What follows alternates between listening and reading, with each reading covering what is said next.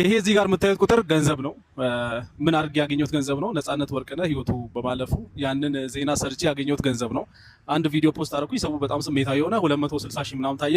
በዛ ምክንያት ያገኘሁት ገንዘብ ነው እና ባለፈው አንድ ነገር ነግሬያችሁ ነበር። ምንም ክሬቲቪቲ የሚጠይቅ ነገር አይደለም። በቃ ማለት ቪዲዮ እንዴት ልስራ ብዬ አላሰብኩም። ቁጭ ብዬ አልተጨነቁ ምን አላልኩ።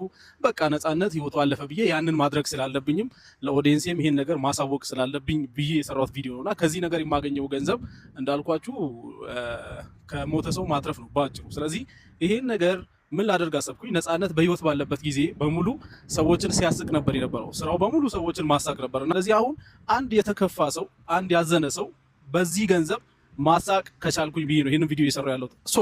ሌሎቻችሁም እንደዚህ እንደኔ አይነት ሀሳብ ያላችሁ ሰዎች ካላችሁ ዩቲዩብ ላይ የሰራችሁት ቪዲዮ ካለና ከዚህ ነገር ያገኛችሁት ገንዘብ ካለ ለምን እንደውም አናጋጭም? የሆነ ትልቅ ነገር እንስራ። ነፃነት ወርቅነህ በህይወት ባለበት ጊዜ እኛን ሲያስቅ እንደነበረው። ስለዚህ ምን ታስባላችሁ?